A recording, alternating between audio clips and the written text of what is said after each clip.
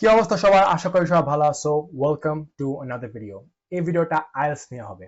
আমি অনেক বেশি কমেন্ট, অনেক বেশি ইনস্টাগ্রামে ডিএম পেয়েছি যে ভাইয়া আইএলটিএস নিয়ে ভিডিও বানাও, আইএলটিএস নিয়ে ভিডিও বানাও। সো এখন আমি ফাইনালি আইএলটিএস নিয়ে ভিডিও বানাইতেছি। আমি খুব ব্যস্ত ছিলাম এই কয়দিন আমার পড়াশোনা নিয়ে, আর আমি এটা আমার জব নিয়ে। আর আমি জব পাইছি বাই দ্য ওয়ে, ক্যানাডা আসার 7 দিনের মধ্যে। পোলাপান বলে যে আচ্ছা ভাইয়া ক্যানাডা কি জব আছে? আমি একসাথে আমাদের জব পেয়ে গেছি, কারণ আমার স্কিলস আছে। সো আমি এটা একটা আলাদা, এটা নিয়ে একটা আলাদা ভিডিও বানাবো। আজকে ভিডিওটা প্রাইমারিলি আইএলটিএস নিয়ে ফোকাসড হবে। এখন আমি কে আইএলটিএস নিয়ে কথা বলার জন্য? আমার আইএলটিএস এ 8 ছিল, আর আমি বাংলাদেশে কয়েকজনকে আইএলটিএস নিয়ে টিউটরিং দিছি, আর তারাও আইএলটিএস এ ভালো করছে। আমার ইংলিশ অনেক ভালো। ইনফ্যাক্ট আমি যে জবটা করতেছি এটা কোনো অড জব না, এটা একটা প্রফেশনাল সেলস জব, যেখানে আমার কাজ মানুষের সাথে ইংলিশে কথা বলা। সো অবভিয়াসলি আমার ইংলিশ স্কিলস অনেক ভালো। আর আমি এমন একটা পজিশনে আছি যেখানে আমি তোমাদেরকে বলতে পারবো যে তুমি কিভাবে আইএলটিএস এ ভালো করতে পারবা। And I can promise you one thing, যদি আমি যা যা বলি তা ফলো করো এই ভিডিওতে, I can promise you one thing, তোমার IELTS স্কোর অনেক ভালো হয়ে যাবে।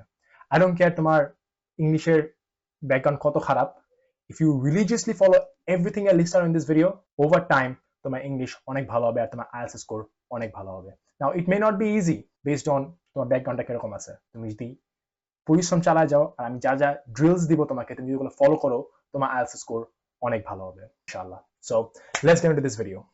সো ফার্স্টলি আমি তোমাকে বলবো যে তোমার নেক্সট কিছু মাস কিরকম দেখাবে। আমি তোমাকে রেকমেন্ড করবো তুমি 3 মাস নাও প্রিপারেশনের জন্য। আর তোমার ইংরেজি যদি অলরেডি একটুখানি ভালো থাকে, তুমি আনসার বা একটু নলেজেবল আসো অলরেডি, সো 1 মাস 1.5 মাস ইজ এনাফ ফর ইউ। আমি 1 মাসের কম প্রিপারেশন নিয়েছিলাম, আই ডোন্ট ইভেন কেয়ার, আমি ভালো করছি। বাট তোমার যদি মনে হয় তোমার ইংলিশের প্রিপারেশন অত ভালো না, ইংলিশ অত ভালো না, দেন আমি রেকমেন্ড করবো তুমি 3 মাস করার প্র্যাকটিস করো, তোমার হয়ে যাবে 3 মাস। Because 90 days is a good time frame, যেটাতে তুমি তোমার লাইফ যে কোনো অ্যাসপেক্টে ভালো করতে পারবা। Like even if you are going to the gym, তুমি 3 মাস টানা জিমে যাও, তোমার 3 মাসে একটা চেঞ্জ আসে। 1 মাসে না, 1 সপ্তাহে না, 3 মাস লাগে একটা নোটিসেবল চেঞ্জ আসে। Before we get into the individual bands, listening, reading, writing and speaking, for the next 3 months consume all English content. When I say all content, I mean all content. সব content তুমি ইংলিশে consume করবা। তোমার books, videos, music, I don't care তুমি কত রবীন্দ্রসঙ্গীত শুনতে পছন্দ করো, কিংবা ঠাকুমার ঝুলি কিংবা গোপাল ভাই পড়ো, ফর দ্য নেক্সট 3 মান্থস এসব বাদ দিতে হবে। শুধু ইংলিশে পড়বা, শুধু ইংলিশে মিউজিক শুনবা, আর শুধু ইংলিশ কন্টেন্ট কনজিউম করবা। কেন আমি তোমাকে বলতেছি, তো বেসিক্যালি কি হয়, আমরা বাংলাদেশি তো আমরা বাংলায় পড়াশোনা করে বড় হয়েছি, আমরা বাংলায় চিন্তা করি, আর আমরা বাংলায় চিন্তা করে ইংলিশে আনসার করি। আমি তোমাকে ইংলিশে একটা কোয়েশ্চেন করি, আর তুমি যদি ইংলিশে আনসার করবা, তাহলে তোমার আগে বাংলায় তুমি চিন্তা করবা, পরে মাথায় ওটাকে ইংলিশে ট্রান্সলেট করবা, পরে তুমি এটা ইংলিশে বলবা। কজ আমরা সবাই বাঙালি, আমরা বাংলায় চিন্তা করি, রাইট? এইটা চেঞ্জ করতে হবে।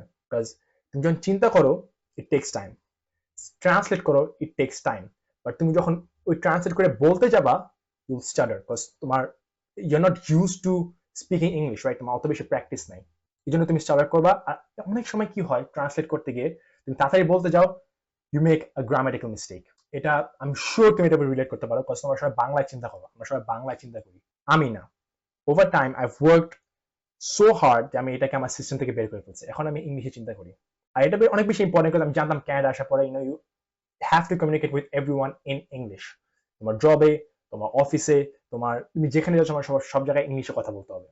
সো এটা একটা চেঞ্জ যদি তুমি আনার চেষ্টা করো, প্লিজ। ইংলিশে চিন্তা করলে তোমার just someone ask you a question, তুমি চিন্তা করে তুমি আনসার দিয়ে দাও। তোমার এখন ওকে বাংলায় চিন্তা করতেছি, পরে এটাকে ট্রান্সলেট করি, আচ্ছা ঠিক আছে ট্রান্সলেট করলাম, এটা গ্রামার ঠিক আছে তো, তখন বলতে যাবা, it takes a lot of time, আর তোমার গ্রামাটিক্যাল মিস্টেক হতে পারে, আর তুমি স্টাটারও করবা।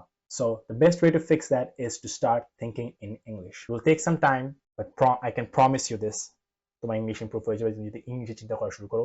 সব ক্ষেত্রে তুমি এখন বসে বসে চিন্তা করতেছো, তুমি ইংলিশে চিন্তা করতেছো। অবভিয়াসলি আমাদের মাতৃভাষা বাংলা, বাংলাকে সম্মান করবা, বাট এটা তোমার প্রোডাক্টিভিটির জন্য, এটা তোমার লাইফ ইন ক্যানাডাকে আরো ভালো করার জন্য তোমার ইংলিশ চিন্তা করতে হবে।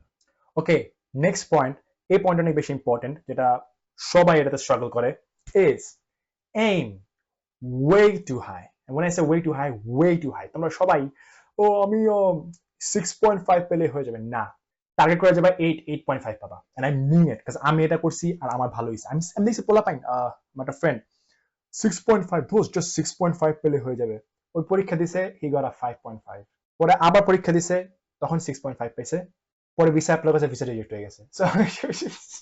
তো ওই 2বার পরীক্ষা দিছে, প্রথমবার খারাপ করছে, সেকেন্ড টাইম কোনো মতো ভালো করছে, আমি সেকেন্ড টাইম বলছিলাম যে এম ওয়ে টু হাই, পরে 6.5 আসছে, পরে অ্যাপ্লাই করছে, পরে রিজেক্ট হয়ে গেছে। So don't do that. তোমার যদি আইএলটিএস ভালো থাকে, তোমার ভিসা অ্যাপ্রুভ হওয়ার চান্সেস বেড়ে যায়, কজ অবভিয়াসলি দেখা যাবে this guy is really good in English, okay visa দিতে হবে। আর অনেক পয়েন্টস আছে obviously, but try to maximise all your metrics, right? তুমি এক্সাম হলে ঢুকবা যে আজকে আমি এক্সাম কোপায় দিব আর আমি 8.5 পাবো, just say it and you'll do it. Just say it, বলে দিবা, পরে নিজের প্রতি এনাফ সেলফ রেসপেক্ট রাখবা যে আমি যেটা বলছি এটা আমি করতে হবে। আমি এটা বলছিলাম যে আমি 8.5 পাবো, এক্সামে ঢুকছি, পরে আমার 8 আসছে, পরে আমার একটু খারাপ লাগছে মনটা, যে আমার 8.5 টার্গেট ছিল, but still I did very well, visa হয়ে গেছে, কানাডা এসে পড়ছি। সো হ্যাঁ, এইম ওয়ে টু হাই, অনেক বড় এম করবা, 6.5 6 আসলে হয়ে যাবে, এডি করো না, ঠিক আছে? প্লাস তোমার ভালো করলে তোমার আব্বা আম্মা অনেক প্রাউড হবে, আর তোমার আত্মীয় স্বজনরা তোমার আব্বা আম্মাকে জিজ্ঞেস করবে, ও আপনার ছেলে অথবা আপনার মেয়ে আলসো কত পাইছে, তোমার আব্বা আম্মা খুব প্রাউডলি বলতে পারবে যে আমার ছেলে 8 পাইছে, আমার ছেলে 8.5 পাইছে, আমার মেয়ে 8.5 পাইছে, ঠিক আছে? নিজের জন্য না হলে আব্বা আম্মার জন্য করো, just 6.5 পেলে হয়ে যাবে, এডি করো না।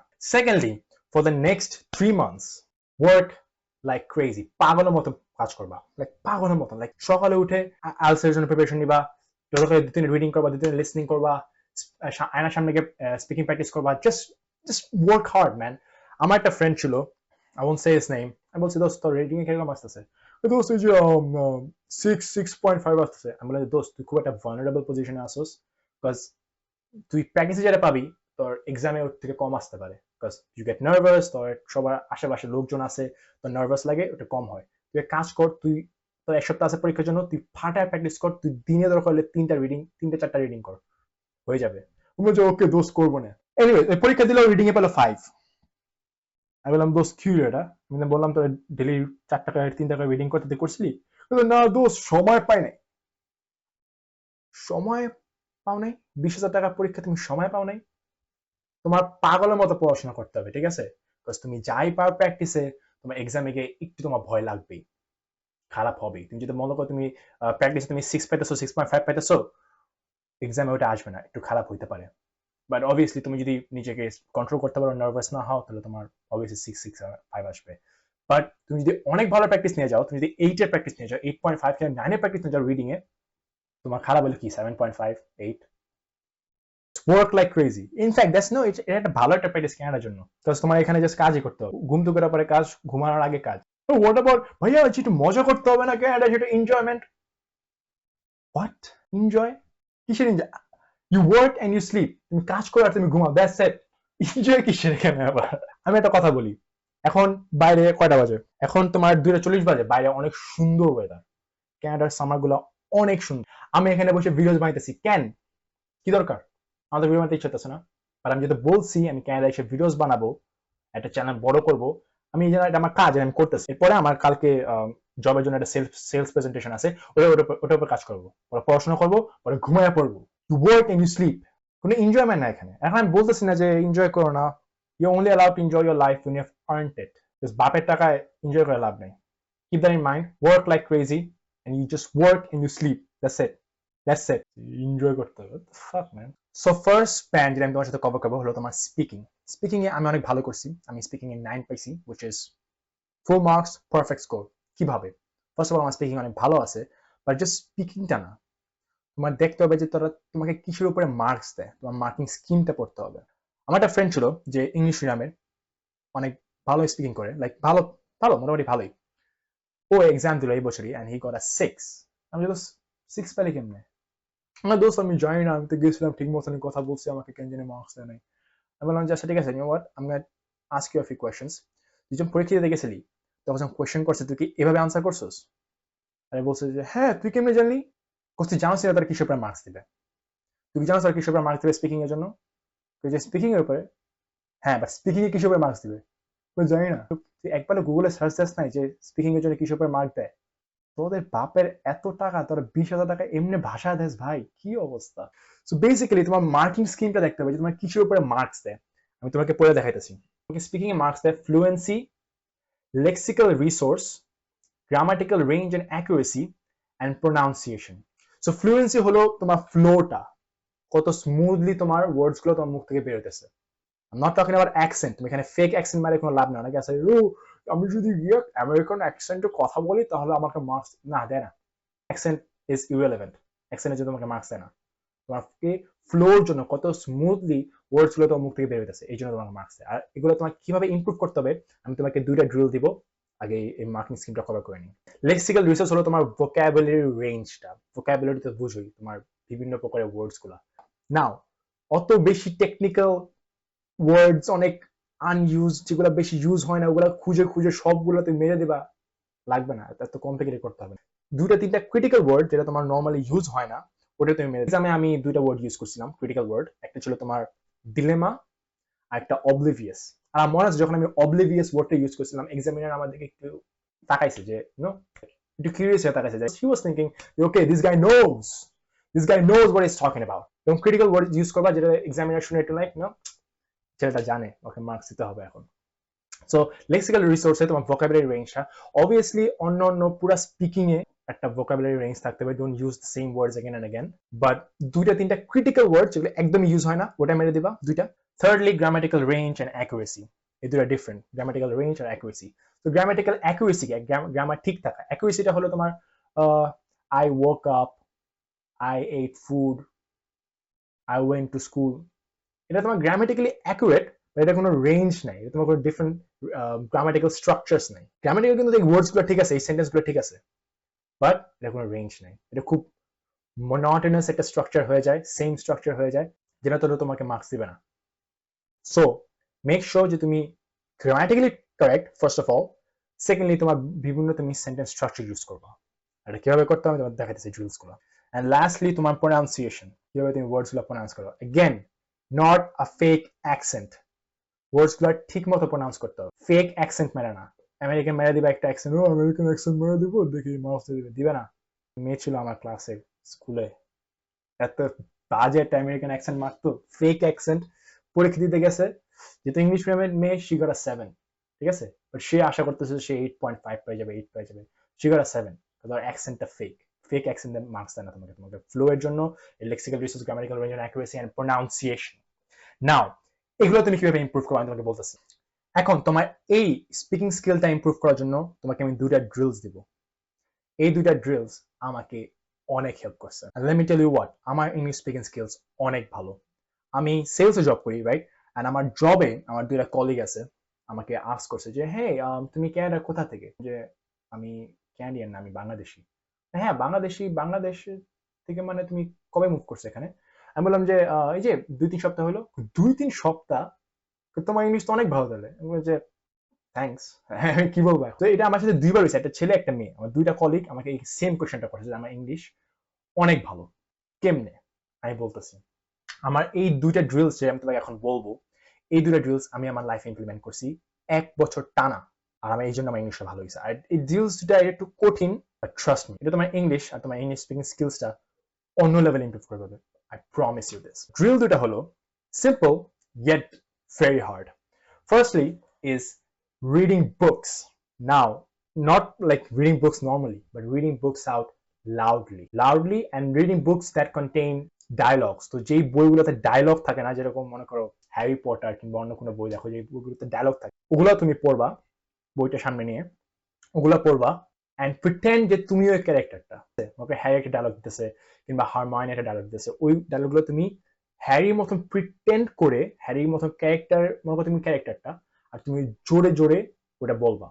And you have to do this for hours. একটা পানির বোতল নিয়ে বসবা, সো তুমি পড়তেছো তোমার গলা শুকিয়ে যায়, একটা পানি খাবা, পরে আবার ব্যাক অ্যাট ইট। জোরে জোরে পড়া খুব ইম্পর্টেন্ট, কজ এটা তোমার ফ্লুয়েন্সিটা ইমপ্রুভ করে। কজ আমরা বাঙালি, আমরা বাংলায় কথা বলি, ইংলিশ ওয়ার্ডস গুলা আমাদের মুখ থেকে বের হওয়া অত বেশি ইউজ টু না, আমাদের মুখটা, আমাদের ঠোঁটটা, আমার জিহ্বাটা অত বেশি ইউজ টু না ইংলিশ ওয়ার্ডস গুলাকে খুব স্মুথলি আমাদের মুখ থেকে বের করার জন্য। এটা তোমার হ্যাবিট আনতে হবে, and the way you do that is by reading out loudly.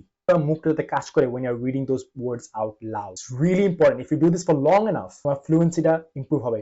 Don't just read books, read them out loudly. এখন if you're living with someone else, তোমার যদি ভাইয়ের সাথে থাকো, আমি আমার ভাইয়ের সাথে থাকতাম, actually room share করতাম, and I was read out loudly. I'm sure or to disturb হইতে পারে, কিছু বলতো না, but it really helped out. So তোমার যদি মনে হয় একটু প্রাইভেসি লাগবে, তুমি অন্য কোনো রুমে গিয়ে করো, but you have to read the books out loudly. And second rule টা হলো তোমার মুভিজ আর টিভি শোজ দেখা। Again, ক্যাচটা কি, এখন আমি যে তোমাকে ক্যাচটা বলবো এটা তোমার মুভি ওয়াচিং আর টিভি শো ওয়াচিং এক্সপিরিয়েন্সটা পুরো নষ্ট করে ফেলবে। কিছু করার নাই, ইংলিশটা ইমপ্রুভ করতে হবে। So basically what happens is যে তুমি যে মুভি দেখতেছো তোমার মোবাইলে অ্যান্ড ক্যারেক্টার্স একটা ডায়লগ দেয়, ক্যারেক্টারের ডায়লগ বলে, তোমার ডায়লগটা অনেক সুন্দর লাগে, তুমি তোমার মাথায় ডায়লগটা নিয়ে নিছো, তোমার মনে হয় তুমি বলতে পারবা। ইউ নো হোয়াট, তুমি এখন ওই সময় তোমার মুভিটা পজ করবা আর তুমি ডায়লগটা বলার চেষ্টা করবা। More often than not realize করবে তুমি বলতে পারতেছো না ওই ক্যারেক্টারের মতো। Something is stopping you from doing that. তোমার ওয়ার্ডসটা অত স্মুথলি বের হইতেছে না, তুমি স্টার্ট করতেছো কেন জানি, ইউ ডোন্ট নো, লাইক ওই ক্যারেক্টারটা পারতেছো বা তুমি পারতেছো না, বিকজ তোমার মুখ, তোমার ঠোঁট, তোমার জিহ্বা again they are not used to that flow.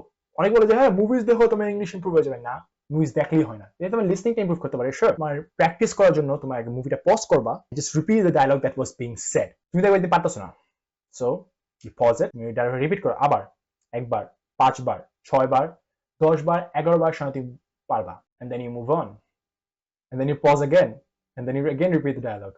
ঠিক আছে? সো এই জিনিসটা বেসিক্যালি তোমার মুভি ওয়াচিং কিংবা টিভি শো ওয়াচিং এক্সপিরিয়েন্সটা একদম নষ্ট করে দেবে, বাট কিছু করার নাই। অ্যাগেন তুমি যখন দেখবা ওই ক্যারেক্টার্স গুলো, ওই অ্যাক্টার্স গুলো ডায়লগস গুলো কিভাবে বলতেছে, তারা একটা ভাবে প্রোনাউন্স করে, আর তুমি ওই এক্স্যাক্টলি ওইভাবে প্রোনাউন্স করা ট্রাই করবা, এক্স্যাক্টলি, তখন দেখবা যে তোমার প্রোনাউন্সিয়েশন আর তার প্রোনাউন্সিয়েশন ডিফারেন্ট। তোমার ন্যাচারালি একটু বাংলা অ্যাকসেন্টে হইতে পারে আর তারটা জাস্ট এটা আমেরিকান অ্যাকসেন্টে। তুমি এক্স্যাক্টলি অমত বলার চেষ্টা করবা, তোমার এইভাবে তোমার অ্যাকসেন্টটা ইমপ্রুভ হয়ে যাবে। আর ওই যে ওয়ার্ডস গুলো ওই ক্যারেক্টারটা বলছে, তুমি যখন বই পড়বা, যখন বইগুলোতে ওই ওয়ার্ডস গুলো দেখবা যে ক্যারেক্টার গুলো বলছে, তুমি বই থেকে যখন ওই ওয়ার্ডস গুলো লাউডলি পড়বা, ওই এক্স্যাক্টলি যেভাবে প্রোনাউন্স করছে মুভিতে, তুমি ওই এক্স্যাক্টলি প্রোনাউন্স করা ট্রাই করবা। বই এন্ড মুভিজ, মুভি আর টিভি শো ওয়াচিং এক্সপিরিয়েন্স তোমার পুরো জঘন্য হয়ে যাবে, কিছু করার নাই। পুট দিস টু টুগেদার, আমি এটা নিজে করছি, আমার ইংলিশ অনেক ভালো, আমার অ্যাকসেন্ট অনেক ভালো, আর এটা এইভাবে ইমপ্রুভ হয়েছে। I'm giving it out for free. আমি ফ্রিতে তোমাকে দিয়ে দিতেছি এটা। I should charge for this.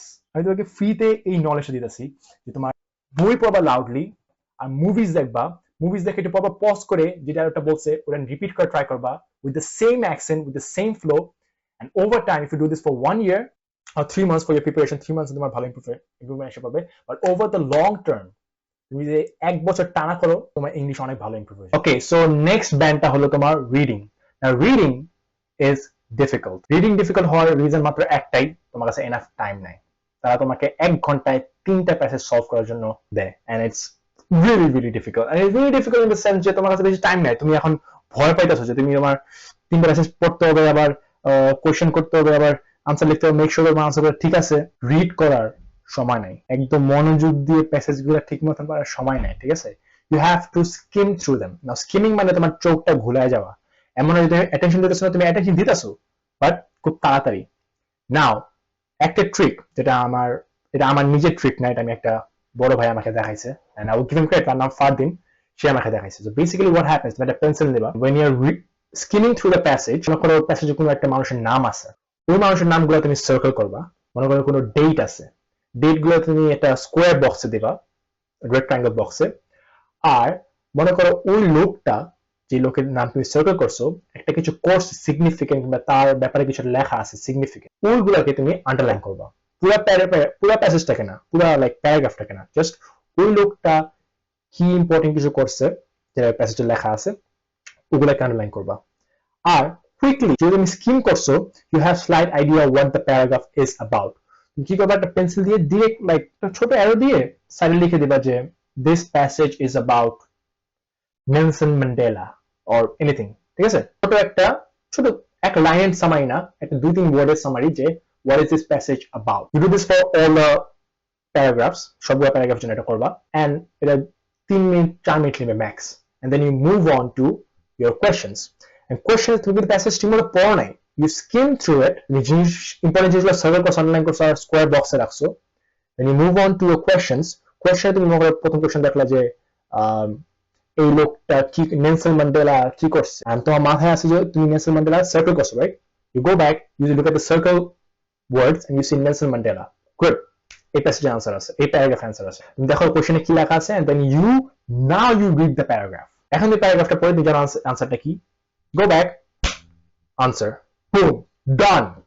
ঘন্টার পর ঘন্টা ওকে প্যাসেজটা মনোযোগ দিয়ে পড়ে নি, এত কিছু করা দরকার নেই, just skim through it, circle, underline, square box the important points, read the questions, come back to the paragraph passage, solve it, boom, done. সব কোয়েশ্চেন আনসার করবা, ঠিক আছে? একটা তুমি মনে করতে একটা আনসার হবে শিওর না, স্পেশালি এমসিকিউস ব্রো। আমি দেখছি আমার একটা ফ্রেন্ড, ওরা বলছে দোস্ত আমি তো এমসিকিউ মিস করে কি আছে, একটা দিয়ে দাও। যদি চারটা এমসিকিউ, চারটা অপশন থাকে, you randomly choose one, you have probability of 1/4 যে তোমার ঠিক আছে। স্কিপ করবা কেন? Even like fill in the blanks, just randomly লিখে দাও, হবে না লিখে দাও, এখানে স্কিপ করার কিছু নেই। আর একটা পয়েন্ট, তোমার আইএলটিএস এর মার্কসটা, ওভারঅল মার্কসটা তুমি রিডিং আর লিসনিং দিয়ে উঠাবা। রিডিং আর লিসনিং এ কোনো সাবজেক্টিভ বিষয় নাই, তোমাকে মার্কস ইদার দিবে নাহলে দিবে না, এটা সব লজিক্যাল। তোমার answer either right or wrong. Speaking, writing, okay, এটা মানুষ চেক করে, মানুষ অবভিয়াসলি লজিক্যালি তারা চেক করে, তোমাকে লজিক্যালি মার্কস দেবে, বাট স্টিল এটা একটা সাবজেক্ট, এটা মানুষ। তোমার যদি আইএলটিএস এ খারাপ হয়, তুমি রিচেকের জন্য পাঠাও, তোমার স্পিকিং আর রাইটিংটা ইমপ্রুভ করতে পারে, বাট তোমার listening are reading Jibon improve হবে না। লিসনিং আর রিডিং লজিক্যাল, তোমার আনসার ইদার রাইট অর রং, এটা মানে মাউস চেক করে, জাস্ট কম্পিউটার তুমি দিয়ে দাও, কম্পিউটার চেক করে দাও, this is right, this is wrong, boom boom boom, 8.5। আমি রিডিং 8.5 পাইছি, ঠিক আছে? আমি 9 টার্গেট করে গেছিলাম। আর পরে তোমাকে বলবে যে হ্যাঁ আচ্ছা এত পরিশ্রম করতে হবে না, জাস্ট 7.5, নো, 9 টার্গেট করে যাবা। আমি বলছি 9 টার্গেট করে যাবা, কজ লিসনিং আর রিডিং দিয়ে তোমার মার্কসটা উঠাবা। আর যদি রাইটিং একটু খারাপ হয়, যেটা একটা হবেই, স্পিকিং তোমার যদি খারাপ হয়, তোমার যদি ফ্লোটা আরো ভালো না হয়, ফাইন, ওভারঅল তোমার 7-8 এসে পড়বে, বিকজ তুমি লিসনিং আর রিডিং দিয়ে মার্কস উঠে ফেলছো। সো ইয়েস, এভাবে তুমি রিডিং এ ভালো করতে পারবা। আর রিডিং এর জন্য অনেক প্র্যাকটিস করবা, অনেক, দিনে 3টা করে করবা, পুরা লাইক বই কিনে রাখবা। আইএলটিএস ক্যামব্রিজ, আইএলটিএস কিংবা 10 থেকে যে লেটেস্ট আছে, আমার সময় 70 পর্যন্ত ছিল, এখন মনে হয় 18-19 আছে, ওই পুরোটা কিংবা সবগুলা করবা। রিডিং এ আমার কিছু বলার নাই, জাস্ট প্র্যাকটিস এন্ড প্র্যাকটিস। আর এই যে ট্রিকটা, সার্কেল করা, আন্ডারলাইন করা, এটা ইউজ করবা, তোমার রিডিং এ ভালো স্কোর আসবে if you practice hard enough. হ্যাঁ, সো দ্যাটস ইট। ভিডিও অনেক বেশি লম্বা হয়ে গেছে, সো আমি লিসনিং আর রাইটিং নেক্সট ভিডিওতে কভার করব। আমি যেগুলো বলছি এই ভিডিওতে সবগুলা মনোযোগ দিয়ে রিলিজিয়াসলি ফলো করবা, তোমার আইএলটিএস স্কোর অনেক বেশি ইমপ্রুভ করবে। এখন তোমরা যদি চাও আমি তোমার জন্য এক্সক্লুসিভ কন্টেন্ট বানাই আইএলটিএস নিয়ে, লাইক আমি বসে বসে দেখাবো কিভাবে রিডিং করতেছি, আমি কিভাবে সার্কেল করতেছি, স্পিকিং এর জন্য আরো কিছু ড্রিলস থাকলে আমি তোমাদেরকে দিব। তোমরা যদি চাও খুব এক্সক্লুসিভ কন্টেন্ট আমি তোমাদের জন্য বানাই, ডেসক্রিপশনে একটা গুগল ফর্মের লিংক আছে। If enough of you sign up, তাহলে আমি এক্সক্লুসিভ কন্টেন্ট আইএলটিএস নিয়ে বানাবো। If not, I wouldn't even bother. So Google ফর্মটা ফিল আপ করো তোমরা যদি আইএলটিএস এর এক্সক্লুসিভ কন্টেন্ট দরকার। আর আমি লিসনিং আর রাইটিং নেক্সট ভিডিওতে কভার করব। তো হ্যাঁ, পরিশ্রম চালায় যাও। আমি আজকে এই ভিডিওতে অনেক ভ্যালু দিছি, সব মনোযোগ দিয়ে ফলো করো, আর ইনশাআল্লাহ তোমার আইএলটিএস অনেক ভালো একটা স্কোর আসবে। Take care, bye by.